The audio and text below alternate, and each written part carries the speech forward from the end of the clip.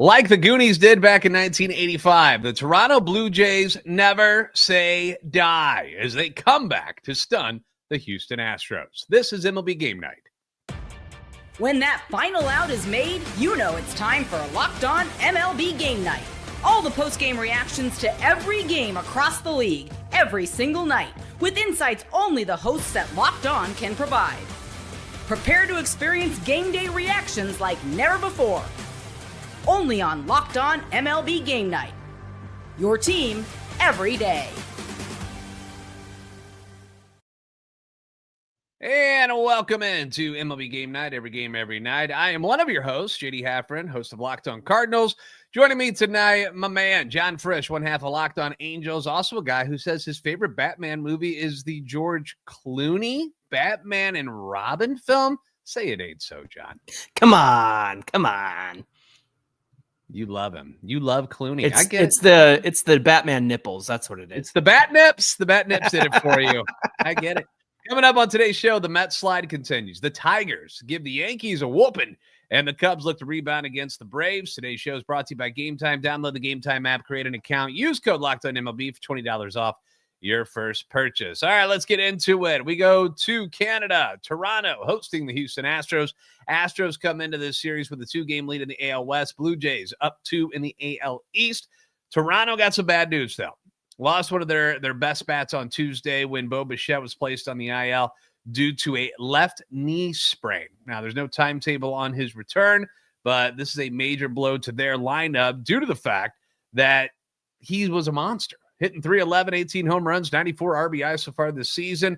Ernie Clement and Isaiah Kiner-Falefa will be taking over the shortstop duties. In the meanwhile, bit of foreshadowing here, so stay with us. Houston had Luis Garcia on the mound while Toronto went with trade deadline acquisition Shane Bieber, and it was the Astros that were in command. They had this one set until the bottom of the ninth. Here's Brett from Locked On Astros with the grim finish for Houston. Well, that's about as bad as it gets, folks. They go north of the border, and they do it again. They score 3 runs and lose. Hello, I'm H. Wheelhouse here with Locked On Astros. And that was a loss that is going to sting. They clearly had this game under control, up 3-0, had double-digit hits.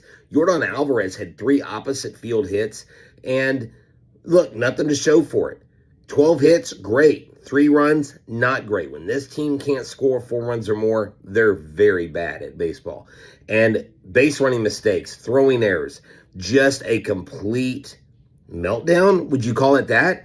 Brian Abreu has not been good in the closing role since Josh Hader has gone down. That is a huge spot, a glaring spot that the Astros sorely need to fix. And Craig Kimbrell, I don't know that anybody had any illusions of him coming in and being the Craig Kimbrell that was mowing down hitters left and right in his younger years, but at least a little bit better job than what we've been seeing.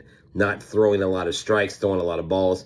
But you know what? They've got to come back for the next 2 and hopefully win. Luis Garcia goes down early with elbow inflammation, and we don't know what that means, but we think it could be detrimental. Stay tuned in to Locked On Astros with your team every day.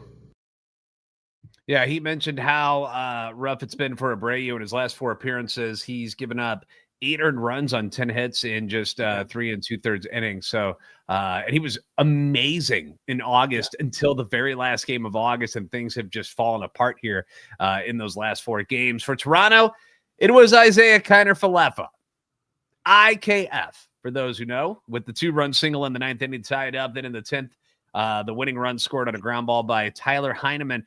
Like, John, like, one of the tough things about Toronto is the production that they continue to get from everybody in their lineup. It's crazy. 1 through 9 just always seems to be threatening, no matter who it is at the plate. One guy goes down and the next guy steps up. Tonight it was IKF, who they claimed off waivers from the Pirates. Pirates didn't want to pay him anymore, so they got later. They put him on waivers. Toronto takes him at the end of August, and here he is. Helping them win ball games, but losing Bo Bichette, obviously impossible to replace, isn't he? Yeah, you're not going to be able to replace Bo Bichette in the production that he's been putting up. And look, he's having a great season after a very, very bad down year last year. And hopefully, heat and ice, baby. Put some ice on that knee and get back as soon as possible because they're going to need him in the postseason. But JD, I feel like IKF is the guy who always slides under the radar and steps up in the big moments. I know that he's bounced around a ton in his career, but if you're going to lose Bo Bichette, again, you can't replace him. But getting IKF and seeing him do what he did tonight, that's the kind of dude that he is. Again, not super impressive all the time, but I think when you're on a team like this Blue Jays team, especially up in Toronto, especially with the crowd going crazy the way that they do, that's a hard place to play if you're coming into Toronto at the Rogers Center and you got to face that crowd and this team.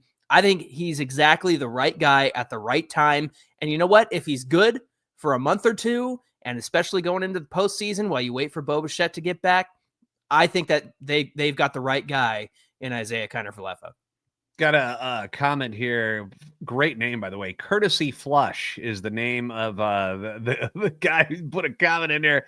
Thinks Jay's manager should get Manager of the Year award. John Schneider obviously has had a heck of a season turning this Blue Jays team around. They've been something else, but I really just wanted to say Courtesy Flush on the show. That's really what I wanted to do. Also, Brett mentioned Craig Kimbrell. I don't know what Houston was expecting out of them. There's a reason why he's been on 7 teams since 2021. So they basically were dude. They were just trying to find an arm. Exactly. Yeah. So, I can't really put a lot of, stock into what Craig Kimbrell is going to do for Houston moving forward. Mets at the Phillies. Phillies blanked the Mets on Monday in a 1-0 pitcher's duel, but on Tuesday, it was a different story. Phillies came out swinging early against New York. We got Connor Thomas from Locked On Phillies, who has nothing but praise for this offense and starter Ranger Suarez. Phillies offense roars to life in a 9-3 win over the Mets. What a game at the bank tonight, and what a start by Ranger Suarez as well. I'm Connor Thomas, your host of Locked On Phillies. And yeah, the offense was awesome tonight, getting things going. Otto Kemp homering on his birthday. Harrison Bader batting leadoff tonight, couple of hits and a home run. And Kyle Schwarber becomes the second Philly in the history of the franchise to hit 50 home runs in a single season. What a year it's been for him. And what a stretch it's been for Ranger Suarez, who went 6 scoreless, 12 strikeouts. That's a career high for him. And a lot of people looked at Christopher Sanchez to step up when Zach Wheeler went down with his season-ending injury. Ranger Suarez has really been the guy that has been at the top of this rotation. He's been awesome down the stretch. He looks like he's going to roll into October hot. We hope. And the Phillies, they might roll into October hot as well. We'll talk more on the next episode of Locked On Phillies. How hot has Ranger Suarez been? Well, in his last 5 starts, 4-0, has allowed just 3 earned runs over 30 2/3 innings and has 39 strikeouts. He has essentially become the left-handed Zach Wheeler after the Phillies lost Zach Wheeler. Incredible how he's been able to step up. For the Mets, Juan Soto and Pete Alonso each strike out 3 times against Suarez in this game. John, your karaoke partner, Sean Manaea, he's seen better nights, lasting just 5 innings, 4 runs on 5 hits, 2 dingers by Kemp and Harrison Bader, Lord Bader, if you will. Phillies stretched their lead in the division to 9 games and inch another game closer to the Brewers for the number 1 overall seed in the NL. Meanwhile, the Mets, they lose their 4th in a row, continue to allow the Giants and the Reds to stick around for the final wild card playoff spot. So, John, he mentioned Kyle Schwarber, 50 bombs in this one. How is he now coming up, with the Phillies starting to, do what they're doing? How is he to the Shohei Ohtani MVP award in your mind right now? Because everybody's obviously thinking, we're just going to hand it to Shohei. He's incredible. 50 bombs, though. What do you think? I know 50 home runs is hard to sneeze at.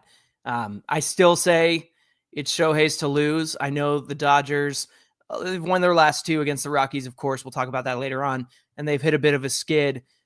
Sometimes you look at when Shohei hits his homers, and we like to call that garbage time. They're up 7-1. They're down 12-0, and Shohei hits one in the 9th, right?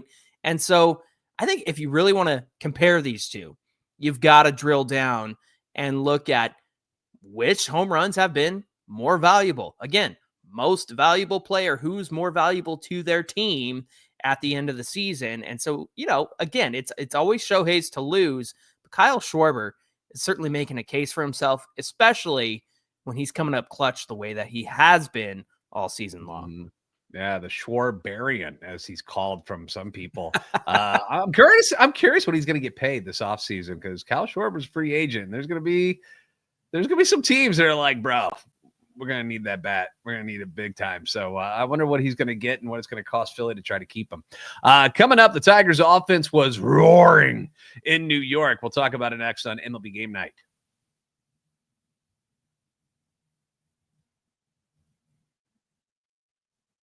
Today's show being brought to you by FanDuel. The NFL season, it is here, and FanDuel is making sure you're ready for kickoff with a can't-miss offer right now. New customers can bet just $5, and if your bet wins, you're going to get $300 in bonus bets to use across the app. Now, I love using FanDuel, been doing it for years because it fits however you like to bet. You know, whether you're into the player props, whether you like doing the same game parlays, which are always a lot of fun because you're always rooting for like one almost impossible thing so you can hit it big, or jumping in live as the action unfolds. You know, my Packers, they got things done on Sunday against Detroit, but they got another tough test in the first game of the week coming up on Thursday against Jaden Daniels and the Commanders coming to Lambeau. Can Micah Parsons and that defense bottle up yet another good offense? We're going to find out. FanDuel is the place to go. It's quick, it's easy, it's the best way to add a little more energy to your Sundays or Thursdays if you're going to watch that game. So are you ready to play? Download the FanDuel app now by visiting FanDuel.com to get started. That's FanDuel.com to place your first $5 bet.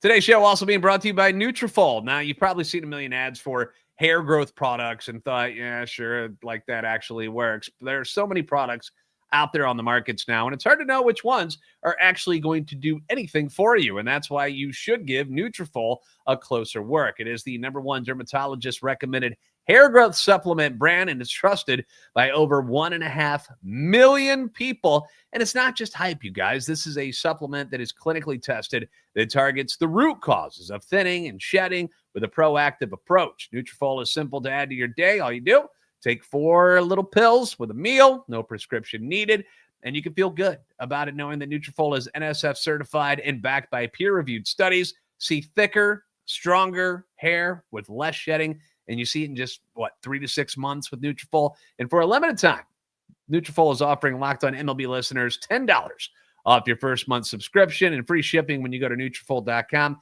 and enter the promo code Locked On MLB. That's Nutrafol.com, promo code Locked On MLB.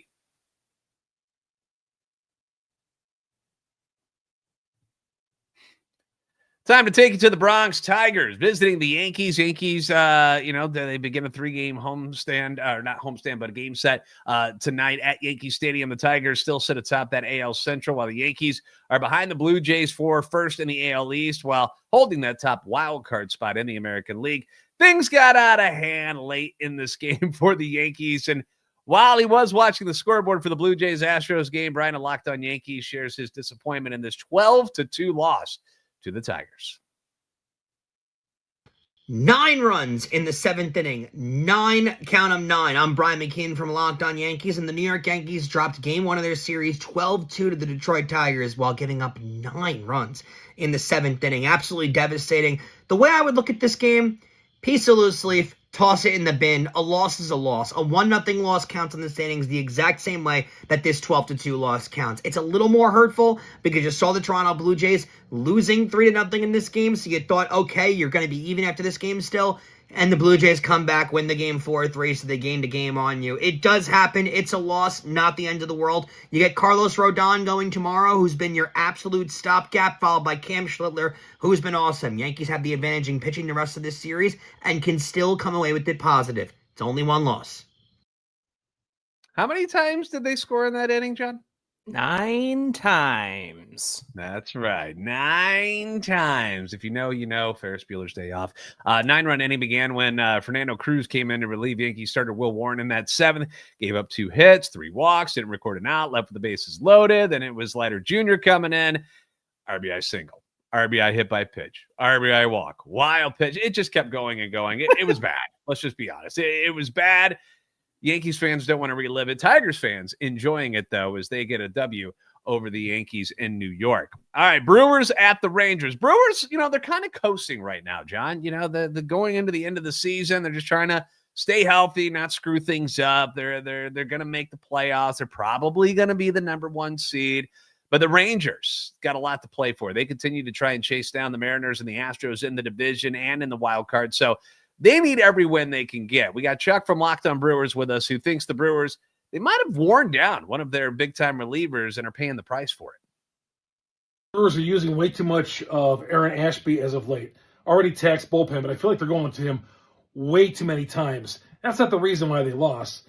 Chuck Freeman, instant reaction, Locked On Brewers. Chad Patrick gave up a tying home run in the 5th inning to Michael Hellman. This 29-year-old rookie for the Rangers, just killing the Brewers in this series. He's hit a grand slam on Monday night, a tying 2-run shot, defensive plays, throwing guys out on the base pass, driving the bus, doing everything for the Texas Rangers. Got to figure out a way to neutralize Michael Hellman, who nobody even heard of before this series. Chad Patrick, okay start. Brewers came alive a little bit in the 9th inning with the Bowers home run. Other than that, I thought once they took the 3-1 lead early in this game, thought, here we go, bouncing back. They've lost the first 2 times in Texas so far this year, and they haven't lost the first 2 games of a series since the Miami series in late July at home. Yeah, so Brewers will try to avoid the sweep coming up on Wednesday afternoon. We'll talk to you a little bit later on with the next edition of Locked On Brewers. Please subscribe. What in the Hellman is going on with the Rangers, John? Down 4 All-Stars and left for dead not that long ago. The Rangers and Michael Hellman, they are surging, as Chuck mentioned, 29-year-old rookie, robs a home run in the 5th inning in this game before launching that game-tying 2-run shot in the bottom half. He now has 17 RBIs in his past 17 games dating back to July 21st. Tuesday night, he became the first Rangers player with 5 or more home runs and 17 or more RBIs within his first 22 games since Nathaniel Lowe did it back in 2021. The dude has been with 4 organizations this year. Chuck, I beg to differ. I've heard of this guy. You know why? Because the Cardinals had him at one point, but he's been with 4 teams this year. He was first with the Twins. Cardinals purchased him from them in February. Pirates grabbed him off waivers in May. 5 days later is when the Rangers got him on waivers, and here he is leading the charge for the Rangers in the middle of September. A crazy pitch around story, him. but it's one of those stories that's fun. I mean, Yeah. not fun for the Brewers, dealing with him right now, but it's one of those late season fun stories, and it's been fun to watch over the last couple of games. My Cardinals at the Mariners. Speaking of the Cardinals, who gave up on Michael Hellman, which they tend to do because Randy Arozarena. Let's talk about this game. Cardinals traded Randy Arozarena to the Tampa Bay Rays in a deal for Matthew Liberatore a few years back. It's been a very lopsided trade. Arozarena has gone on to become a superstar in the league, while Liberatore is just now completing his first season as a starter.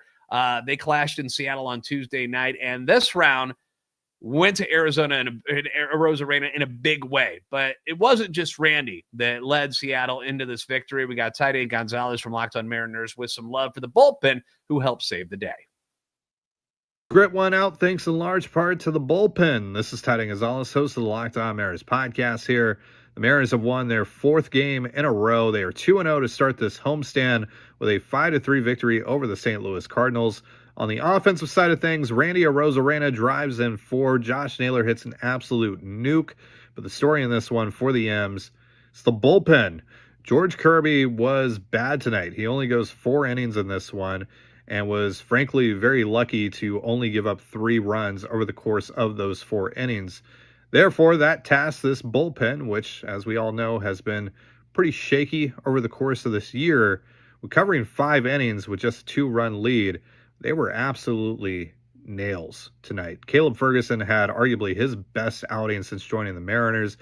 Edward Bizardo continues to do Edward Bizardo things. Gabe Spire pitches through apparent sickness for a clean inning. Matt Brash was filthy. And Andres Munoz, bit wild tonight, but was able to get through it to get the save. The Mariners bullpen struck out 7. They walked none. They only gave up 2 hits in this one. That is ultimately why I think the Mariners won this game. We'll see if they can get a sweep tomorrow, and we'll talk to you on the Locked On Mariners podcast beforehand. See you then. Peace. John, I know you hate talking about these division rivals of the Angels, but you've got 3 of them right now that are in the hunt for playoff spots. Which two do you feel will make it, and which one doesn't, and that entire fan base will hate you for it? Oh, yeah. Rangers and Astros, for sure. Not the Mariners. Never the Mariners. Not going to make it. They're going to fall out of contention. They're going to get embarrassed. They're going to embarrass themselves. Look, I go by the vibes of the fan bases that I interact with, and the Rangers are definitely the best fan base, and Houston and the Mariners, two of the worst fan bases, in my opinion. But Mariners, they got too big for their britches in 2022 when they made the playoffs after 21 years. Is that what it was? So yeah, they lost me 3 years ago. I wanted to root for them, but they lost me because they got way too cocky, way too arrogant, way too quickly, JD. Okay. All right. You hear it here first. John says Mariners about to fall on their faces. All right. Could the Cubs get enough offense for once to rebound in their game against Atlanta? We'll find out next on MLB Game Night.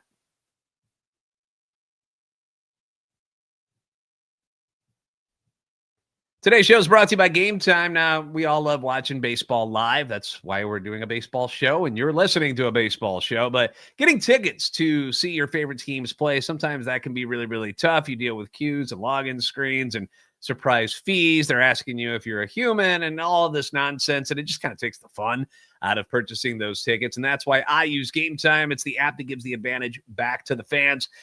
It's fast. It's easy, and it's backed by the Game Time guarantee, which is fantastic. You'll always get 100% authentic tickets delivered on time each and every time, and you get them at the best price. All the fees are included. Nothing upsets me more, or at least it used to until I got Game Time, than when you would find a good price, and then they just add on all that extra money, and then you're like, why am I paying triple all of a sudden? Game Time, you don't have to worry about it. The price you see is the price you pay. Faster, cheaper, and less stressful than any other ways that you're going to buy tickets. So download the Game Time app, create an account, use code LOCKEDONMLB, get $20 off your first purchase. Terms apply. Again, that's promo code LOCKEDONMLB for $20 off. Swipe, tap, ticket, go. Download Game Time today.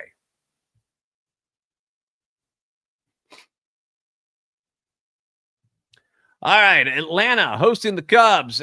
Braves took game one of this series against Chicago on Monday. Chicago's offense been stumbling in the second half. In another hit to their offense, the Cubs had to pull Kyle Tucker, put him on the IL with a calf strain. So that's bad news. He hadn't played since September 2nd, can be activated on the 16th. Catcher Moises Ballesteros, Cubs' number 2 prospect, recalled from AAA Iowa to take his place. Now, this game would see another challenge for the Cubs as they'd face the Braves' Spencer Strider, who shaved. I don't know if you saw that, John, but he doesn't have his facial. The mustache is gone. Got to change it up. He got to shave off the funk. He literally lost 15 years of age just by shaving that mustache. But the Cubs are sitting their star rookie, Cade Horton, to the hill. Could the Cubs get it done? Let's find out. Sam Ober from Locked On Cubs tells us who led the way for Chicago's offense. The rookies led the way for the Chicago Cubs again. I'm Sam Olber from the Locked On Cubs podcast. It was Cade Horton early and then Matt Shaw late that led to a win for the Chicago Cubs. Horton was sensational. I'll get to him in a second. Cubs had a lot of opportunities early in this game to break it open. They weren't able to do so. It wasn't until late, bases loaded, 2 outs, top of the 8th. Cubs were up 3-1, but you just felt like they needed a big hit to break this game open. And who got it? It was Matt Shaw. And then Cade Horton was just absolutely sensational again. 6 2/3, 1 earned run. His ERA in the second half now 0.84. It's hard to say because he's got a few starts left, and if he has one real bad one, it probably won't happen. But right now, as of today, I think he's the Rookie of the Year in the National League. He's just been sensational. And this Braves lineup is a lot better than their record is. You got guys like Acuna and Albies and Olsen. This is a really tough lineup to navigate around, and he did it twice in a week, and he dominated them. So, he's not going to see much tougher lineups in October, whether they face the Padres or the Mets or whoever it is. This Braves lineup on paper is tough, and Cade Horton is just, if you're looking for a story right now with this Cubs team, it's what's going on at third base in the second half and what's going on the mound with Cade Horton with this year and beyond. What a special talent. Say it with your chest, Sammy. He's like Matt Shaw. Very impressed with what Matt Shaw has been doing, but obviously impressed with what Cade Horton's been doing. Let's roll with what he said there, John. What do you think? Cade Horton got a case for NL Rookie of the Year? Yeah, right now he's sitting above Drake Baldwin, the Braves rookie catcher, and the Brewers' Isaac Collins and Jacob Mizorowski. My thing, JD, is the fact that the Cubs have won 14 out of 21 games that Cade Horton has been in. There was one where he pitched like with an opener, but every game that he started again and across all of his appearances, 14 out of 21 appearances, 2.70 ERA, a 137 ERA plus, 37% better than league average. I think that he's got a case to be the NL MVP, or I'm sorry, Rookie of the Year this year. All right. Royals at the Guardians another night, another great outing from a Guardians pitcher. As we've discussed, the Guardians have been able to get themselves back into playoff contention and in that conversation for the AL wild card. We got Justin from Locked On Guardians on the wild season that the Guardians have had and a stellar performance from their starter tonight. Ride for the Cleveland Guardians continues. I know you're saying magic. They're only a couple games above 500, and they're not even in control of a playoff spot right now. Justin Lander from Locked On Guardians, a 2-0 victory over the Kansas City Royals. Given a lot of how the season has gone, this is a magical ride. The fact that the Cleveland Guardians are in a playoff race, they are scoreboard watching, they are playing well, they're getting their best pitching of the year. Joey Cantillo was just short of a Maddox, had 8 scoreless innings, under 100 pitches, had a chance to do it. Right move to get Cade Smith in there. He blows away the Royals coming in relief. Jose Ramirez is stepping up with the Guardians, and he had a home run in this one. And now if you're the Guardians, you got to finish business against the Royals, and then you got to root for the Royals next week when they play the Mariners. And we're scoreboard watching right now, given the 10-game losing streak, a 1-9 stretch, the 2 pitchers who are not being disciplined but disciplined, who will not be named.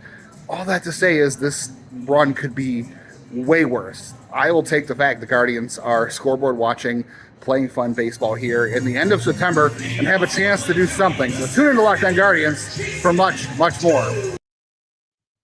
Yeah, Guardians, that's 5 in a row for them. Royals have dropped 3 in a row. That Royals offense just goes so cold, so quick. But credit to the Cleveland pitchers for doing what they've done. When all is said and done, Guardians going to be in a playoff spot here, John. What do you think? Man, really, they've only got a series against the Rangers ahead of them, but they've got the White Sox, Tigers, Twins, Tigers again, and then they finish up with the Rangers. Kind of hard when you can't take care of business against the teams ahead of you.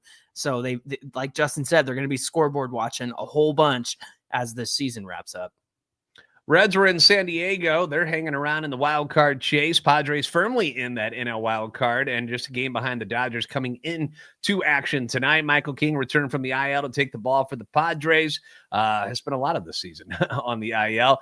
He'd face off against Zach Littell of the Reds, who they picked up at the trade deadline. And this one took some late inning heroics for the Reds to pick up the W. We got Jeff Carr from Locked On Reds on how Cincinnati got it done in San Diego. The Young Bucks give the Reds just their 3rd win in the last 16 games at Petco Park. What's up? This is Jeff Carr from the Locked On Reds podcast, and we saw a nice game from the Redlegs. It wasn't all pretty on the lineup side of things. They only got 5 hits, but 3 of those hits were home runs, including Tyler Stevenson's 2-run homer in the top of the 9th to give the Reds their 4-2 win. He was actually denied earlier in that game. He had 2 home runs. It's just, his first one was robbed by the guy who's probably going to win the Platinum Glove in Fernando Tatis. But I digress, because that was great. A clutch home run from Ty Steve. But then the rest of this game was really about the young guys that Terry Francona trusted.